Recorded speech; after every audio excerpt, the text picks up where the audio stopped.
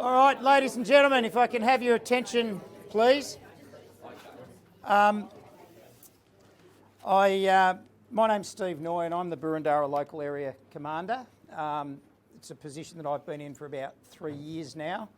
And I think it's probably worth saying too, as we were on our way here, I said, I was just having dinner around the corner here last night and sort of left at about midnight or thereabouts, left my sister's house. So I have family that live in Dvir-Ovadia as well.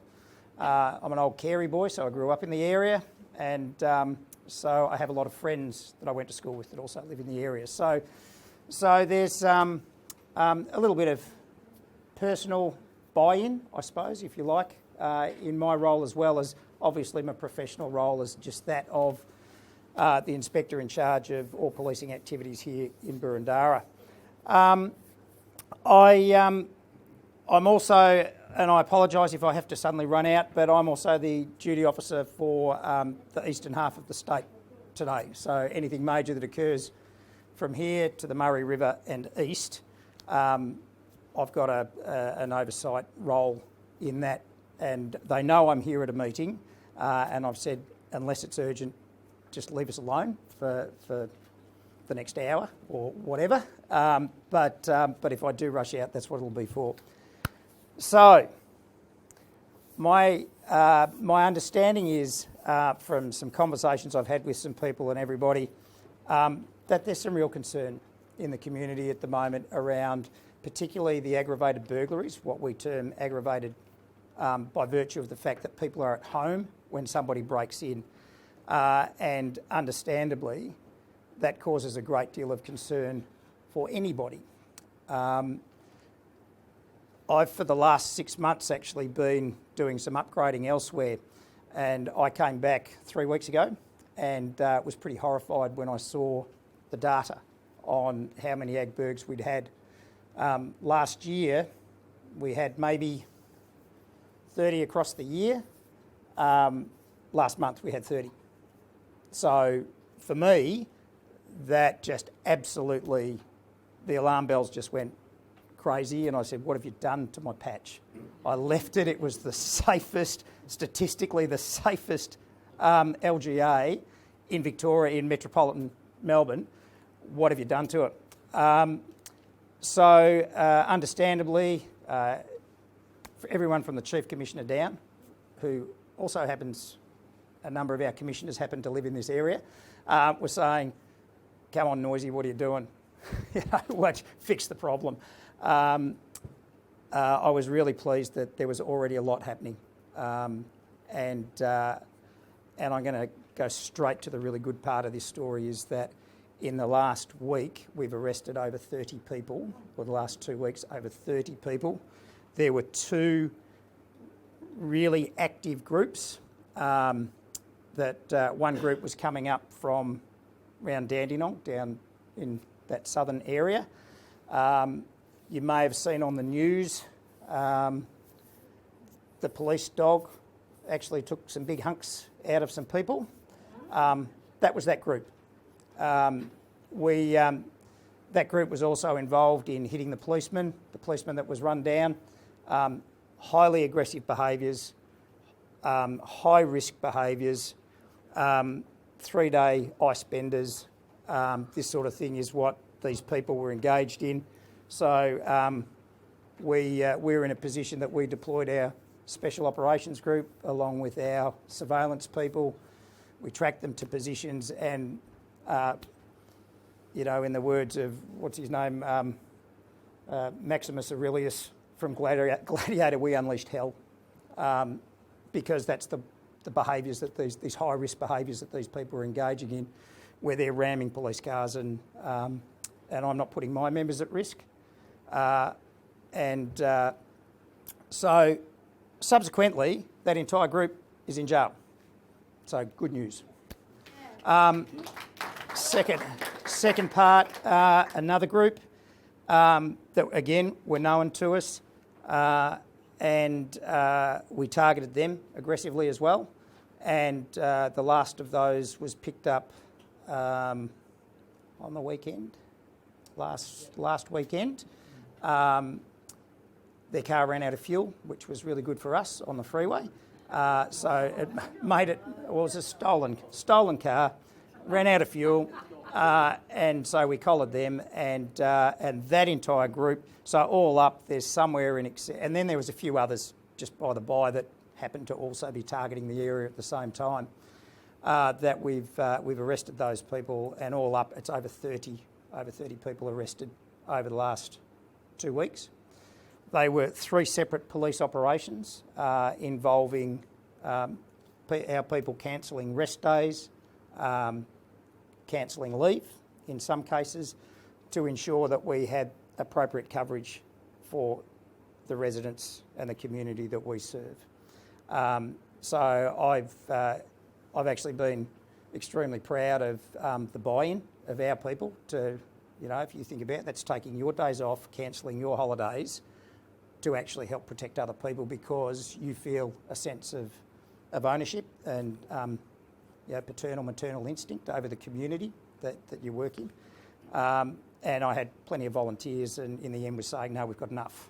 And that's people that are working through till 3, 4 o'clock in the morning. They've got families at home themselves, but they were happy to do that, and we got the result. So that's the really good part. In terms of going forward, obviously we know that any area in Victoria can be subject to targeting by any group at any time. So we can't be everywhere. We can't be all things. But what we can be is a conduit for your eyes and your ears. I was just saying earlier to somebody, to Suzanne, 90% of the ag burgs in this area, or burglaries and ag burglaries, the houses are unlocked. 90%. That's you guys. Right? So, and the analogy I use is if I'm a fisherman and I have a waterhole that I go to, and every time I go there, I catch a big fish. Guess which waterhole I'm going to go back to every single time until such time as I don't catch a big fish. So if we keep leaving houses unlocked, if we keep leaving garages unlocked, if we make it easy for the offenders, then we're actually facilitating their return to the area. So if your neighbour is leaving their house unlocked, have a crack at them and say, don't do that, because they'll break into your house and then next week they'll come back and they may break into mine because you made it easy for them. So we need the community to actually really, and Mark will talk more about what we call target hardening, so where we make it harder for people to offend in particular areas. So Mark will talk a little bit about that. Sorry, when you say unlocked, do you mean the front gate or the front door? Back doors in particular. People leave back doors unlocked. They leave garages unlocked, and there's access through garages a lot into houses. So that internal door from the garage to the house, that'll be unlocked. Windows, just easy access points. At night time as well. Yep. I rolled up at my sister's last night and her keys to her car, her house, everything were in the back door. And she was in her office at the front of the house, and I said, what are you doing? I said, I'm going to talk to people and have a crack at all the residents saying, you idiots, what are you doing? And here's my sister doing the very thing that I'm talking to you guys about now. And she said, yeah, we're pretty slack, aren't we? I said, yeah, you are. And the reason that slackness comes in is because, and I just had a look at the stats before I came up, just out of interest, because we're only allowed to use Victoria Crime Stats, which are about Victorian Crime Stats Agency data. But the data that I have access to is about 3 months ahead of the Crime Agency's data. So I was looking at their data.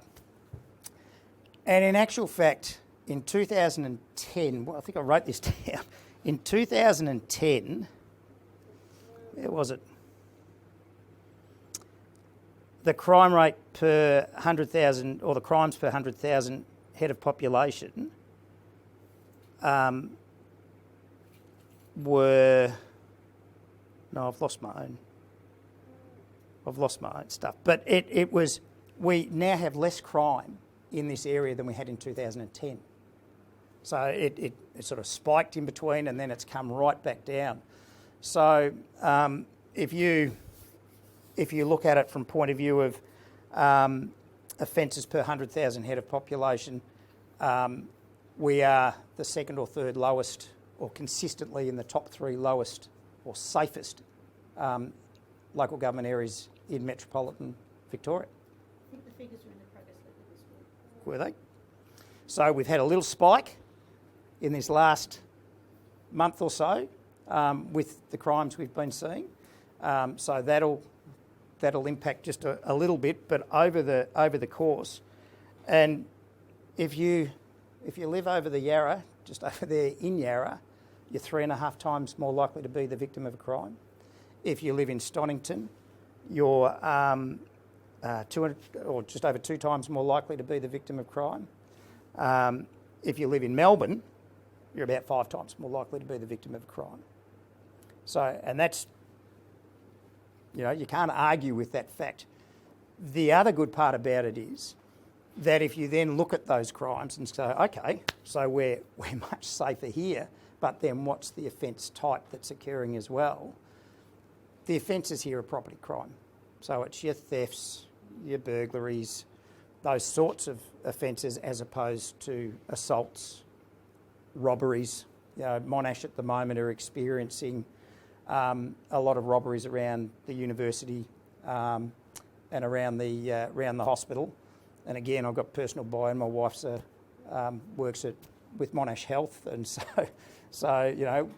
it's all about actually keeping in perspective that a lot of the police that work actually have families that live, work, and are victims of crime just the same, and have the same concerns that you guys all have. We're still people. So we're really working very, very hard to ensure that crime continues to go down. We're faced with some really interesting challenges. Oh, I won't say interesting, some horrible challenges really, in terms of drug usage, youth crime. We have less youth committing crime than we've ever had before, but the youth that are committing crime are committing more crime, if that makes sense. So it's a smaller group doing more harm, committing and higher harm. And the high-risk behaviours that they're engaging in when they're driving their cars, I think is a real concern for everybody. And it's something that we're grappling with as a policing agency as well. How do you stop someone when they're in a 1-tonne weapon travelling at 130, 140, up to 190, 200 kilometres an hour? And that's what we're grappling with and some of the challenges for us going forward. In terms of your homes, as I say, I implore you, in Balwyn last week, we had a man that sat watching 2 people out of his window for half an hour, watching them case out house after house after house. And then they disappear for a while, and he'd say, oh, they've gone. Then they come back again, and they check other houses and disappear for a while again, and then they never came back. And he said, oh, well, they've gone. Didn't ring us, didn't ring 000. Of course, they were the 2 houses they broke into and took the car keys. That's why they didn't come back. The other thing that I really want to point out, and it's sort of a small comfort, I suppose, is that when we talk about the ag burglaries that have been happening, you tend to sort of get this vision of people breaking into a house, driving through a front window or smashing through the front windows of the house, dragging people out of bed, bashing them, whatever. It just doesn't happen. That's not the reality. That's the movie reality. Of the 30-odd ag burgs that we had last month, there was not one where there was any violence involved.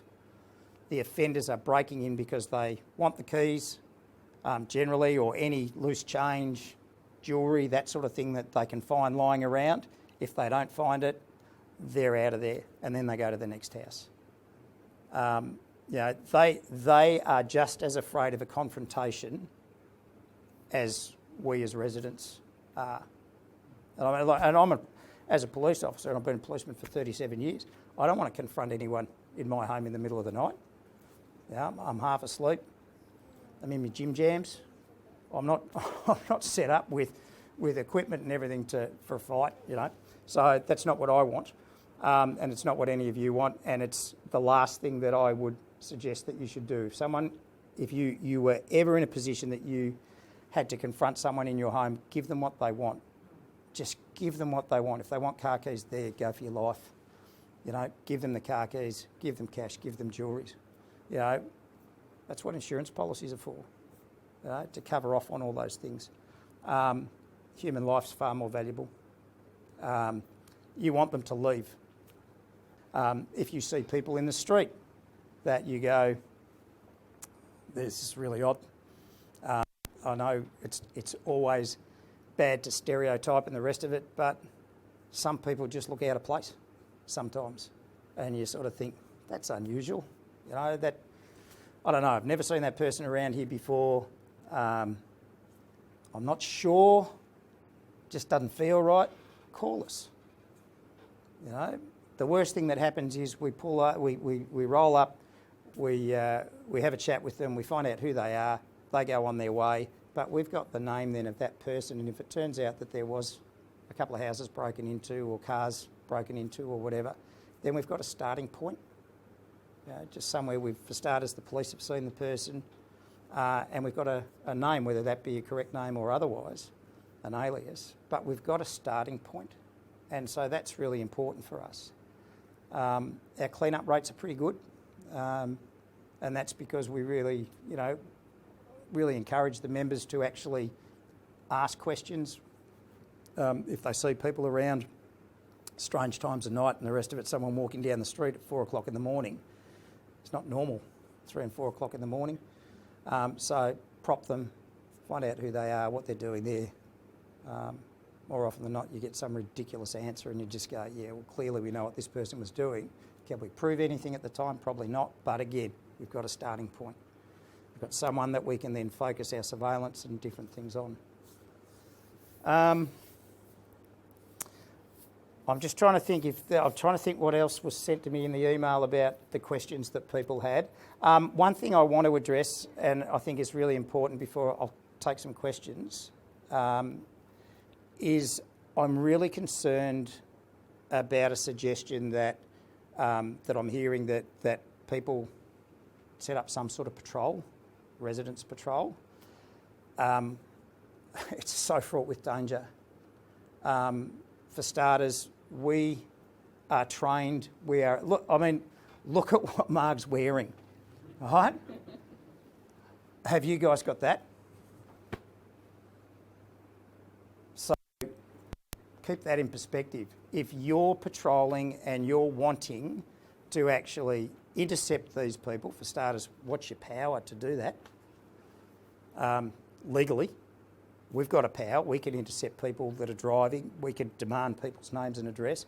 You can't unless you see them committing an offence and you want to make a citizen's arrest. And then if they've got a weapon, are you trained to protect yourself? In most cases where we see civilians taking on armed offenders, it's normally the civilian that finishes up getting hurt. Best weapon is a mobile phone to 000. There is a man in my house, there is somebody in my front garden. That flags for us as what we call an offenders on, and that's when then everyone drives at breakneck to try and get their lights and sirens. And that's our. I can't stress that enough. Please do not go down that path. That it is just too dangerous. Questions? Carrie. Hi. In the past, I always took my handbag and my keys and my purse to bed at night. Since all of this started happening in the last 4 weeks, it was suggested to leave a fake handbag with a fake wallet with some old credit cards with the keys visible, quite visible, downstairs. any comments? So that, in other words, they'll take what they They'll want take what they think. and They're, get yeah. out. Are they really after the cars? At the moment, yeah. Cars are a commodity. People are stealing cars as part of sort of, they know that if they steal a BMW, an Audi, a Mercedes, whatever it is, there's a market for them. They take them to certain dealers who then pay them cash So keep for that. the keys visible downstairs. It's a real juggle on this one because in the majority, if they don't, that we've seen when they don't find the keys, as I said, they're not going into bedrooms and waking people up and saying, "Where are the keys?" Okay. They're having a look, they don't see anything, and they leave. I actually think it's what makes you feel most comfortable. You know, that's certainly. I mean, like at home, we all just throw our keys. There's a little spot where we all throw. It's sort of a little shelf. All the keys just go there. So I haven't changed that. That's. I refuse to allow things like this to change the way I live my life. So. Yeah. Sorry, so that's the house. Yeah. Other advice I've had in a similar vein is just to leave the car open. So the keys are in your house, so that the windows aren't smashed. Because we've had so many smashed windows around In the street.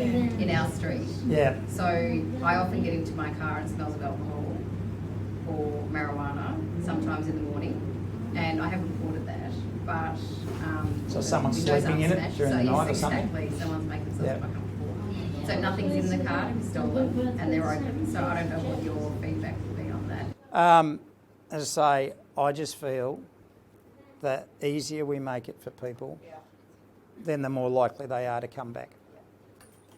And yes, you get the smash window. Yes, there's the excess on insurance, and I get that too. And you get to a point that you're sort of going, for God's sake. But then, what else is in the cars? Do you know what I mean?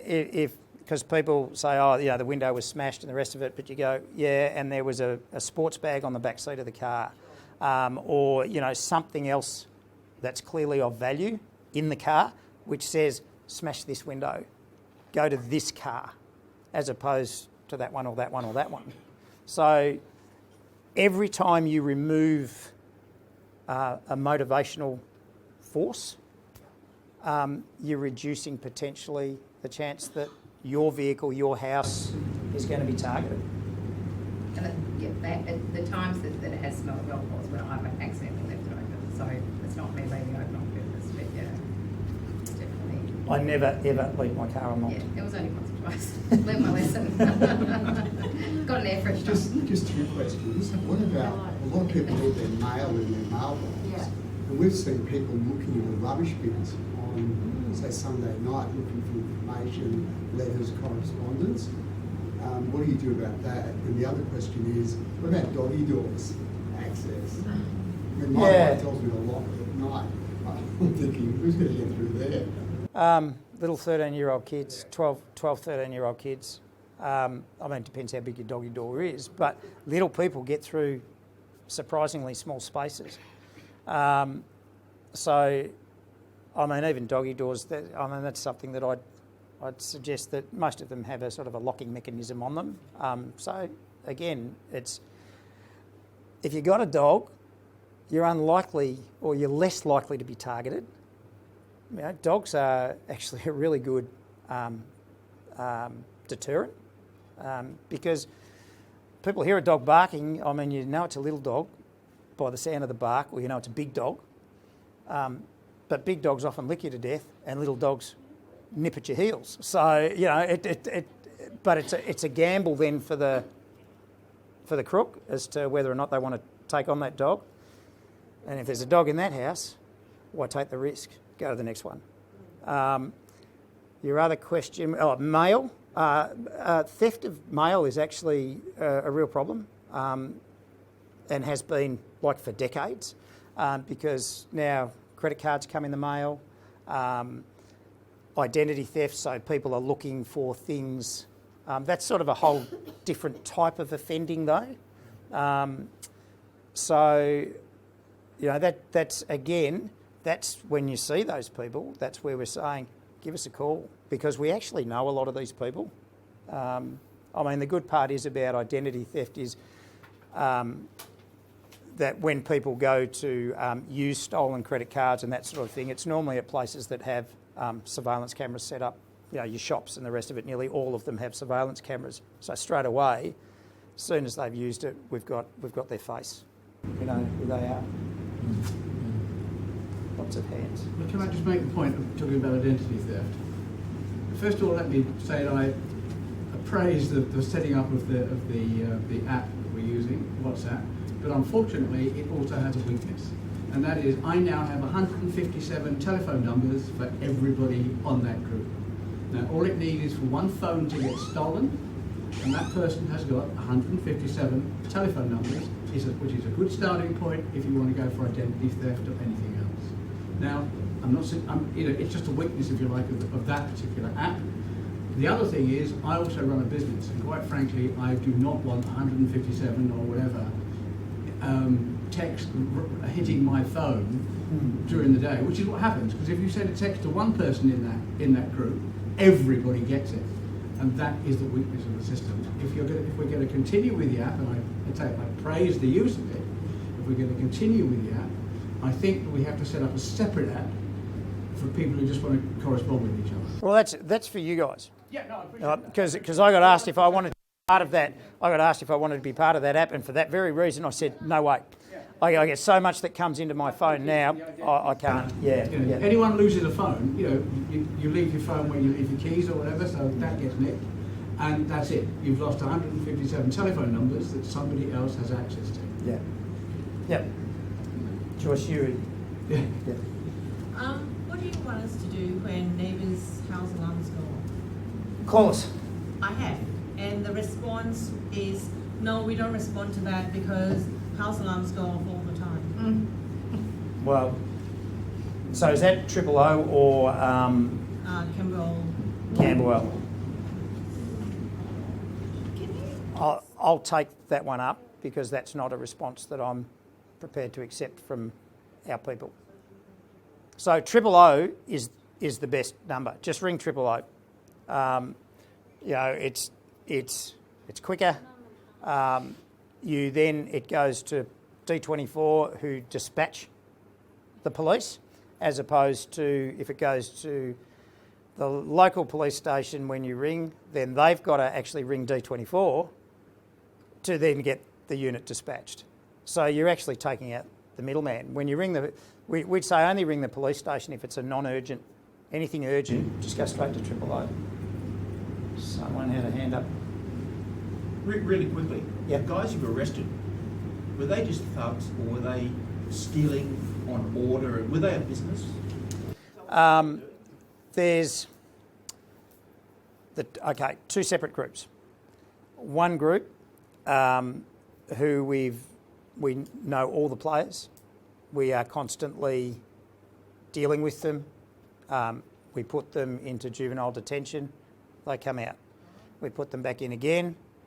They come. They do their time. They come back out, and each time they come back out, they've got a broader network of friends that they meet in detention. And then they say, you should come over to where we break into houses because they've got really good stuff. So that's a constant battle for us. But the upside is we get daily releases, so we know when they're coming out, and the day they come out, we go and pay them a visit. Say, know you're out, know that we're watching you. So think about what you want to do. The problem we have is there's some people now that are, unfortunately, there's a lot of those, they started off as little kids, they're now adults, and they're institutionalised, really. That, you're just waiting, hoping that at some point the frontal lobe will develop enough that the penny will click, that there's more to life than living the way they are as ice addicts. So many of them are victims of sexual or physical abuse themselves. So they've been born into a broken family anyway, and that's all they know. So it's how do we actually help these people get out of these cycles, break out of the cycle that they're finding themselves in. There's others that are just bad. Some people are just bad. So that's the one group who we actually have pretty good relationships with. It might sound funny, but with some of those people. The other group was new to us, and that was the group, another group that was coming partly from the south, but partly also from the northwest. And they were completely new to us. So it took us a while to actually establish who they were. But then I can say once we get one person's identity, the dominoes topple very, very quickly, because we start making the linkages really quickly, and then we jump on it really fast. Are they also juveniles? Yeah. Well, yes and no. I mean, again, you've got the spread. So, in that case, more the 15 to 25. That's our highest offending group with this sort of offending. That round late teens, early 20s, which is, I don't know, for the people that are involved in research around these sorts of areas.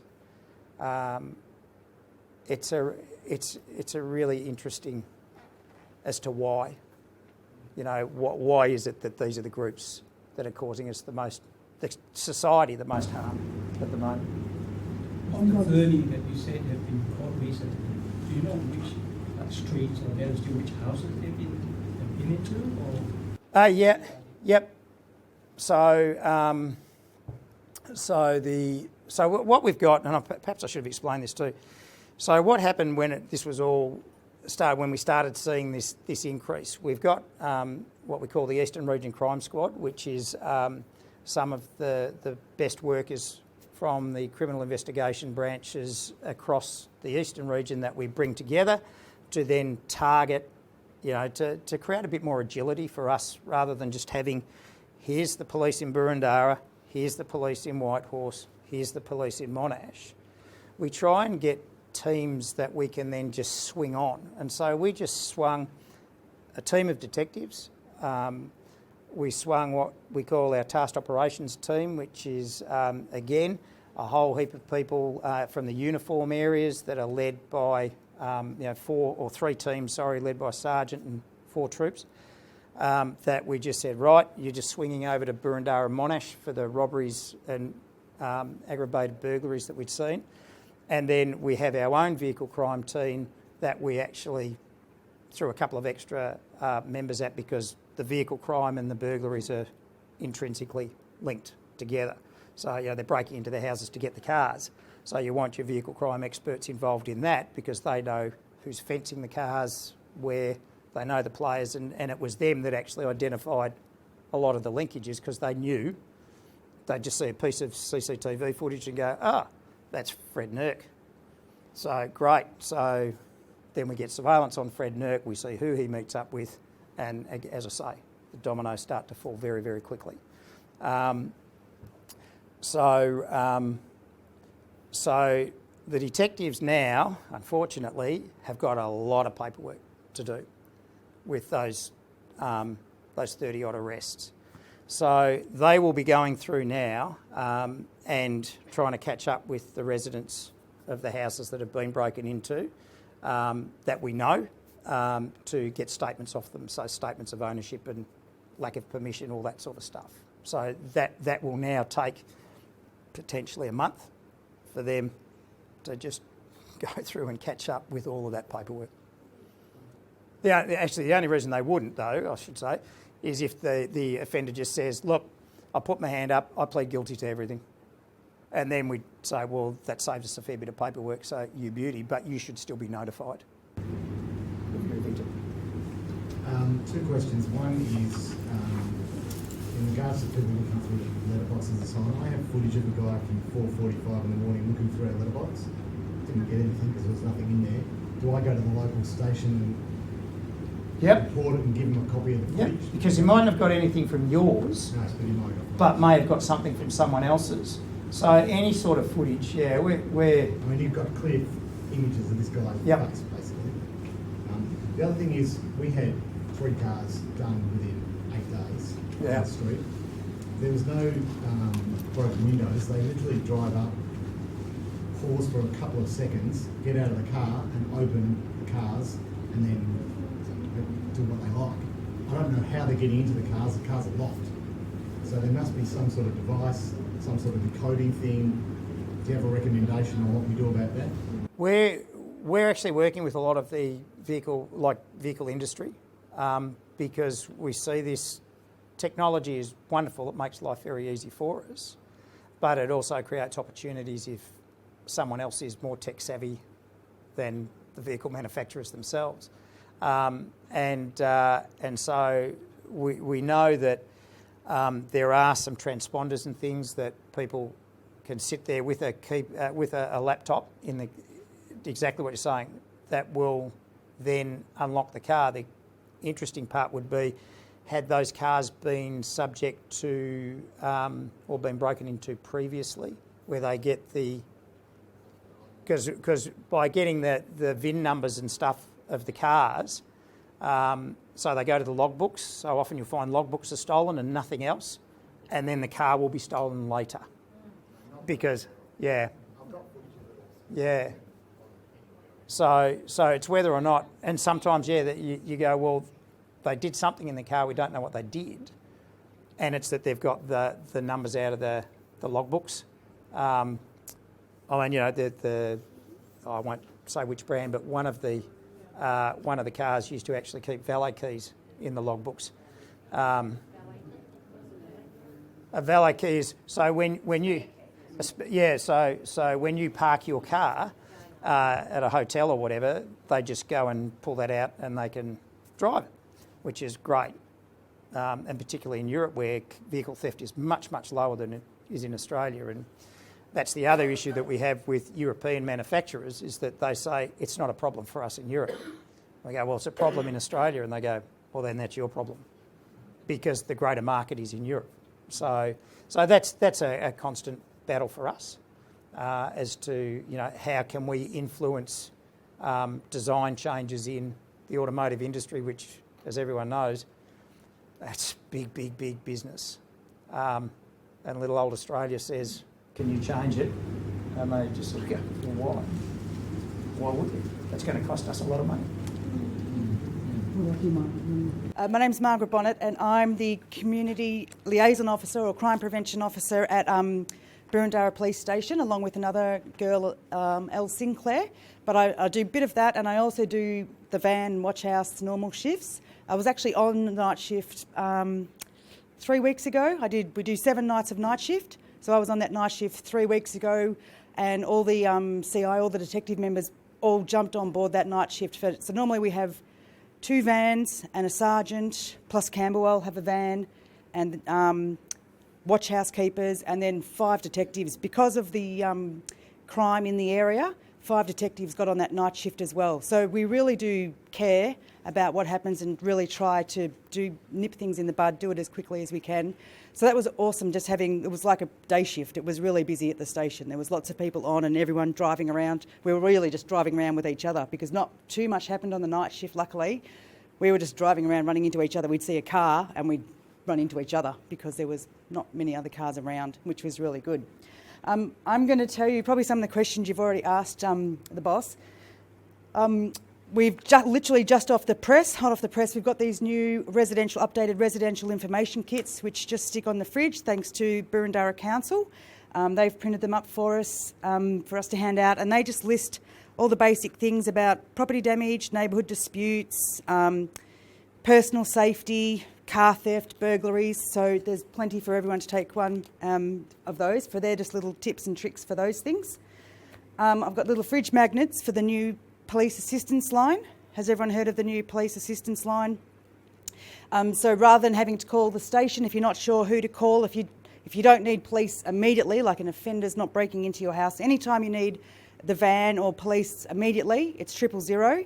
If it's lost property or someone's stolen your car and it's obviously long gone and no one's around, all those non-urgent things to report can go through to the police assistance line, which is this number, and I've got cards and magnets for that number, and then they allocate it back to whoever needs to investigate it. You can also still call the station as well if you're not comfortable calling that, but they've been really good, the new police assistance line.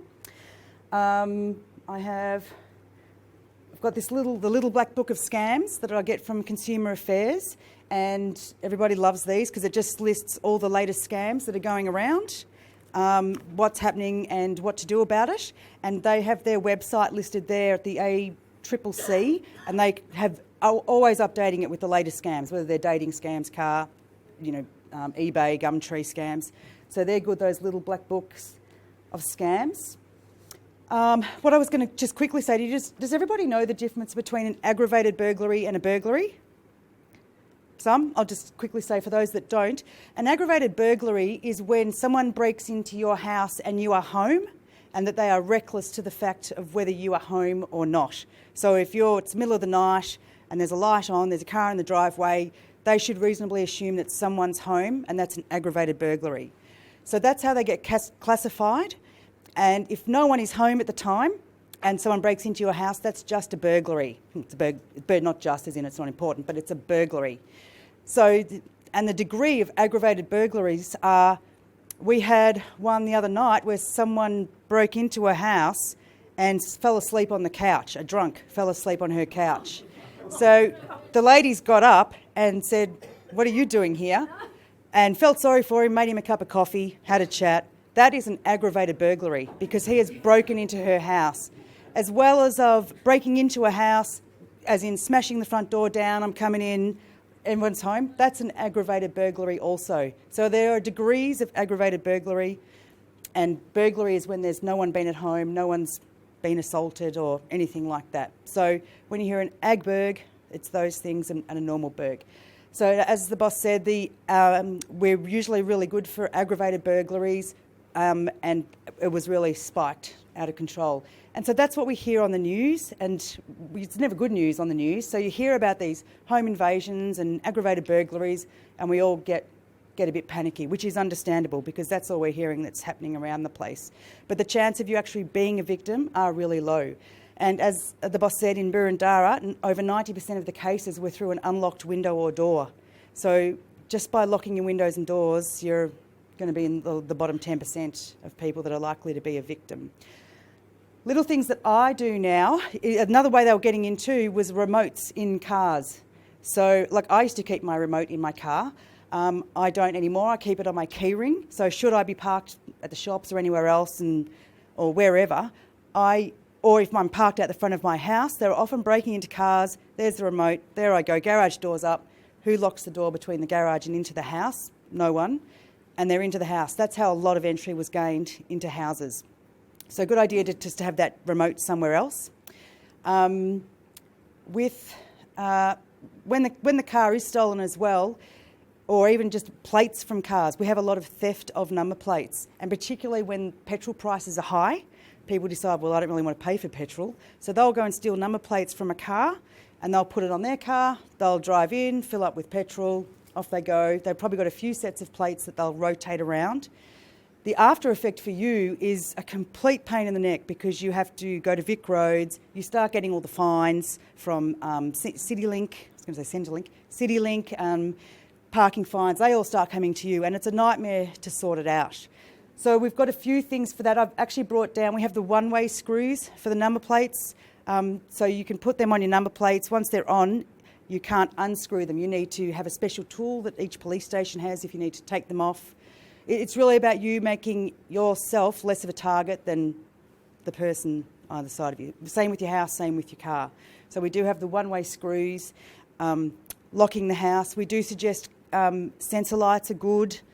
Everything's good, as in dogs, CCTV, sensor lights, anything, all the obvious things you can think of are good, but the sensor lights are good. They do seem, I was talking to our analyst the other day who seemed to agree that Usually if sensor lights come on, that's enough to make them think, well, I might just go to the next house where there's not a sensor light. CCT is really good. A lot of the time, though, we get really good shots of the top of someone's head. So it's really good to have somewhere in or around the house, if you have it inside, a bit more where you can get a face shot. I really like the Ring doorbells, or the equivalent of the doorbells, where you can, they're pretty cheap at Bunnings now, whatever brand it is. You push them and it goes to your phone and you can answer it and you can say, what do you want? And they'll say, oh, I'm checking if Jack's here. And so, no, Jack lives here, and they're gone, and they're just looking straight at the camera at head height. And our analyst was able to identify one of a burglar who knocked on someone's house with the Ring doorbell. They were home and actually just answered it on the phone and said, no one lives here. And then they found out later that 2 doors up had been burgled, and they got that footage, and that was him. That was the crook that had burgled 2 doors up. So that Ring doorbell's pretty good, even if it just gets a shot. And it does go to your phone. There's all sorts of different things you can have. Quick, if you get your newspaper delivered, when you're going away, you let them know not to deliver your newspaper for that number of weeks. And yep. I think I'm letting these people know I'm not home. Is that a problem? No, I would not be concerned about letting the newsagent know that I'm not home. Okay. Yep, and if you can, all the obvious things, get someone to park their car in your driveway. Right. If you can, leave a light on. Yeah, yep.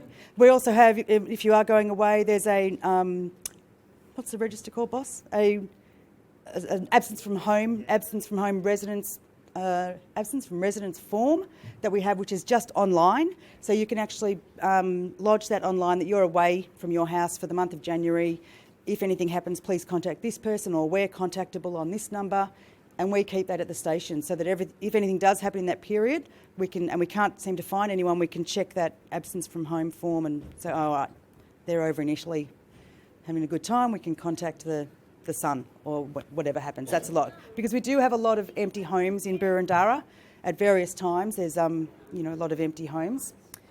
What else do I have for you? Is everyone aware of our iWatch page? We have a Boroondara, like a Facebook page. And each area has a Facebook page, and all the police areas are called iWatch. So we're iWatch Boroondara. So if you search up iWatch and then get to Boroondara, and on that we have everything. We have missing persons we're looking for. We put crimes, what's trending at the moment, if there's a trend, and as in lock your cars because people were active in Hawthorn East. We have people that we have warrants out for, a bit of a warrant Wednesday, isn't it, boss? So we have an arrest warrant, so maybe on a Wednesday we're looking for this person. And we have a lot of people that look at that page and lots of comments, which is really good. And it's really for all of you, all the residents of Boroondara. Yep. Sorry, so information regarding the cluster of aggravated burglaries. Yep. I look at that Boroondara iWatch, I didn't see anything on there. Is that... Which cluster? Sometimes we won't, if there is a bit of a series, yeah, for various investigative tactical reasons, we won't put something on. Yeah. So how then does an honest citizen like me, who's sitting at home with my 2 children, know that there's aggravated burglaries happening in the next street? Yeah, it's from our point of view, it's a juggling act. So the more you tell people about crime happening, the less safe people feel. Yeah. Okay. But people shouldn't feel unsafe because statistically they are still very safe. Do you know what I mean? So it's a real balancing act for us in terms of we want people to be alert without being alarmed, but at what point do we tip them into being alarmed? And clearly for your local community, you tipped into that point of being alarmed, which is why we're here having this discussion. So, hopefully we're now moving back into let's just be vigilant and alert, and not too scared to live in our own homes, because you shouldn't be too scared to live in your own homes. You're still living in such a safe area. And sorry, yep. We sleep with our alarms on. Yep. So we sleep upstairs, so the whole downstairs is alarmed. What do you do if you wake up in the middle of the night because your alarms are ringing because somebody's trying to get an alarm? Call 000. Yep. just make yourself safe, go wherever you think you're safe, bathroom or wherever, and call 000. Do you know how many possums we've been to?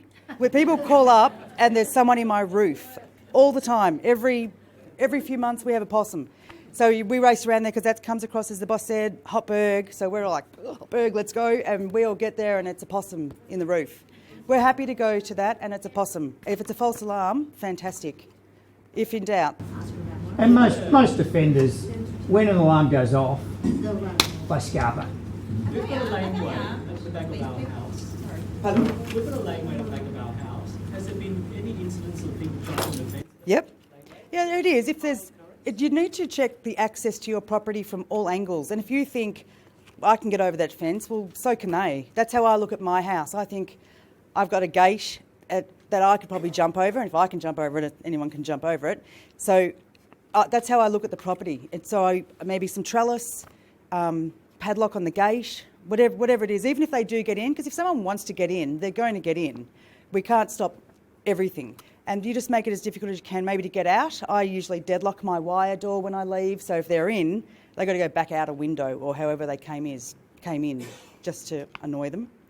Yeah, so just look at the property like from a crook's point of view.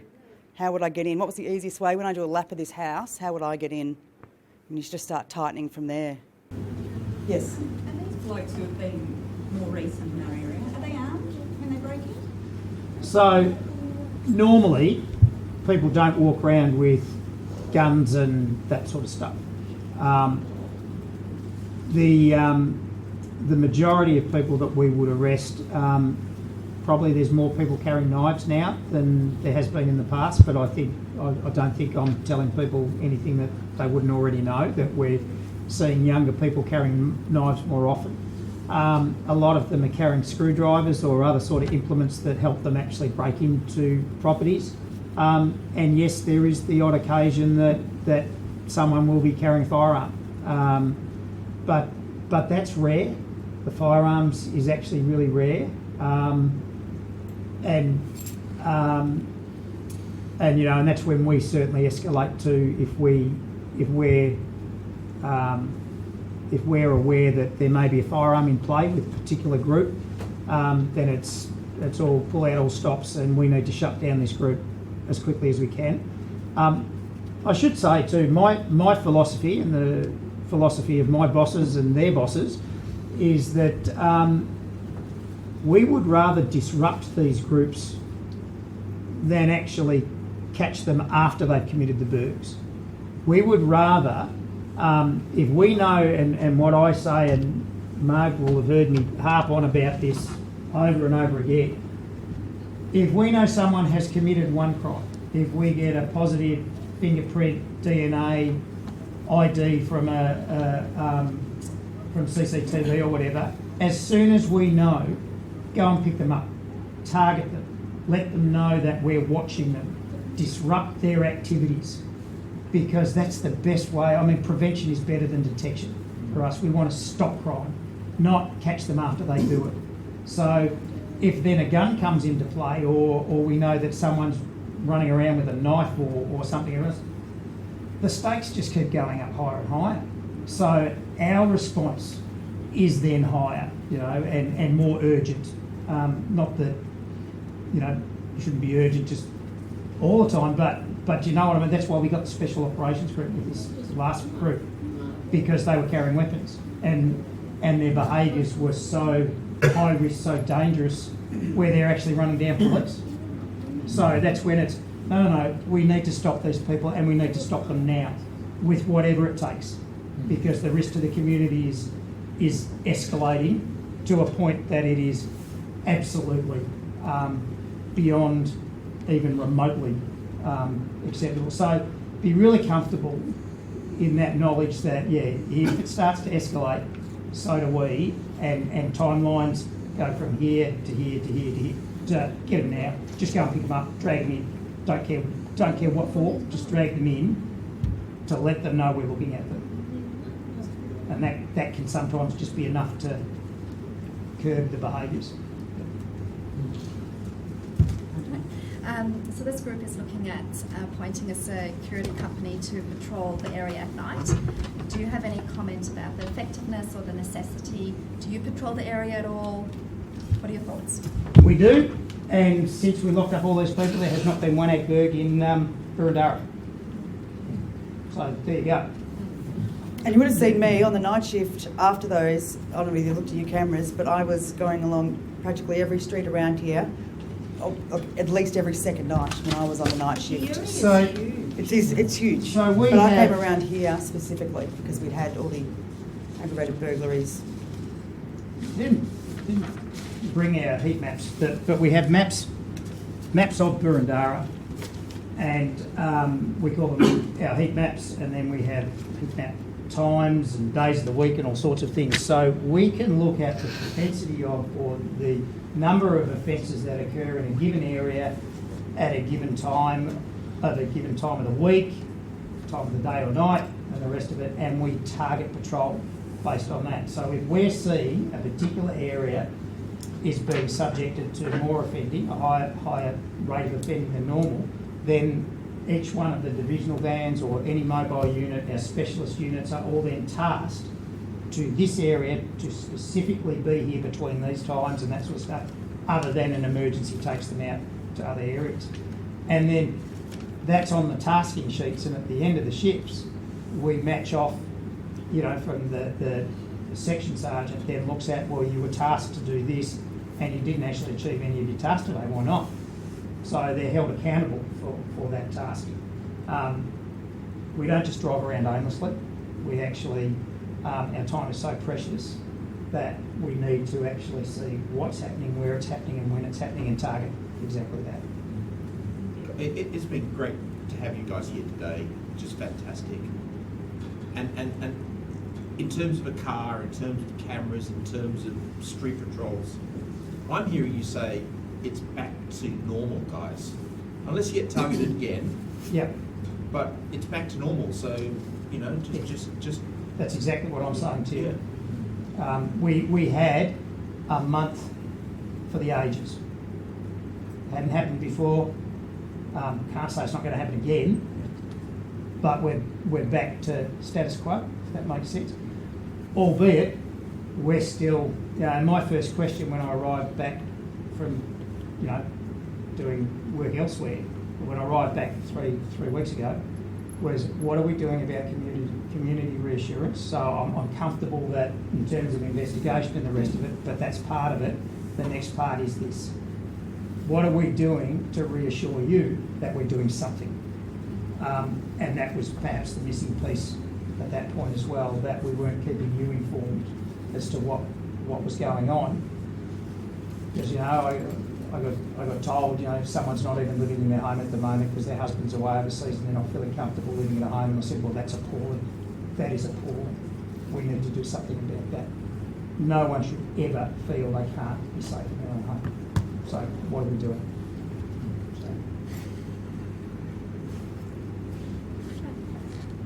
Are there any more questions? We were subject to cruise almost a fortnight ago, and I just want to express my appreciation for how quickly you guys dealt with it. You were there within 5 minutes of the call we made. There's a lot of resources chucked at it, and we was very grateful for the service and the attention we got.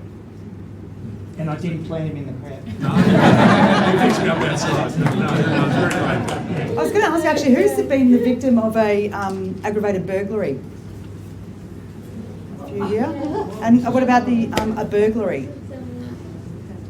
Okay, I was just wondering how many were here. Yep. Just a question, the CCTV, do you recommend any brands or anything? No, look, we can't really say any brands or anything, but there's that many around.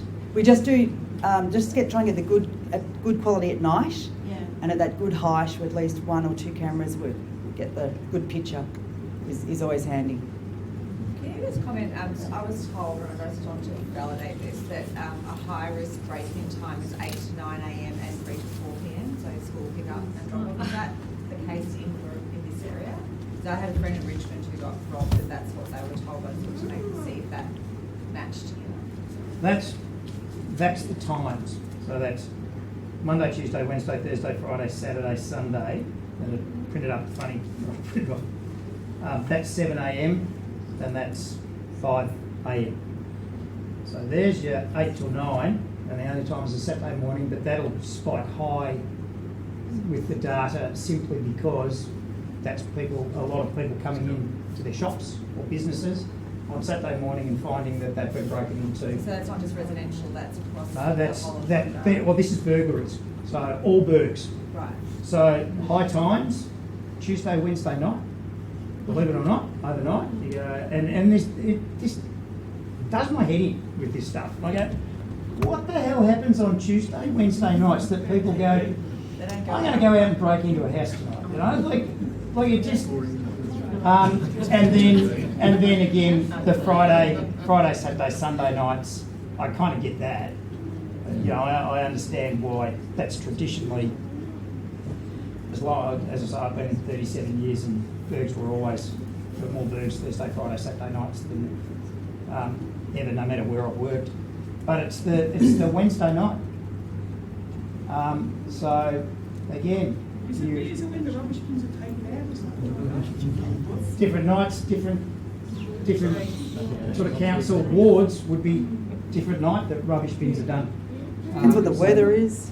Yeah, Next time if it's a horribly cold, rainy night, they don't like no it. birds. They don't like so it there is something good about bad weather.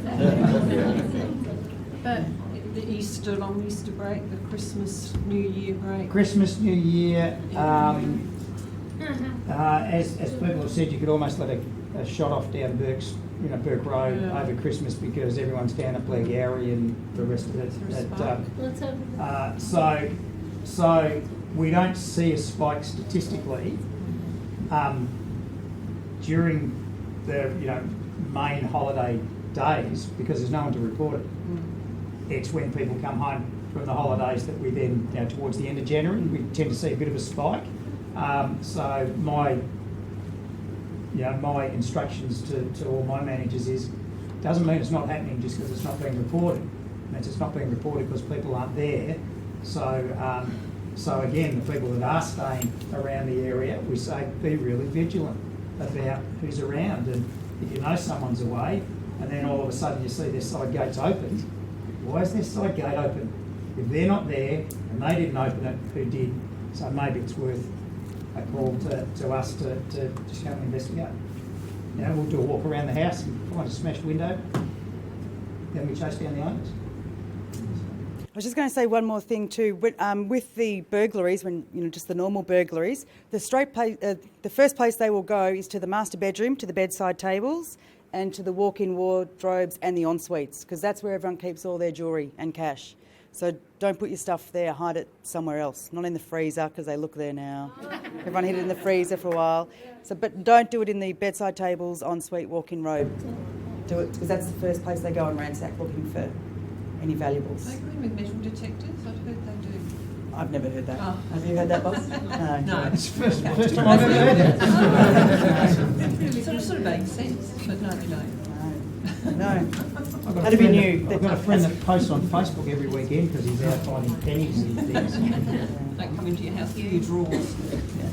All right, if there are no more questions, I'd like to thank Stephen and Mark for coming over this afternoon. I really appreciate your time. Thank you.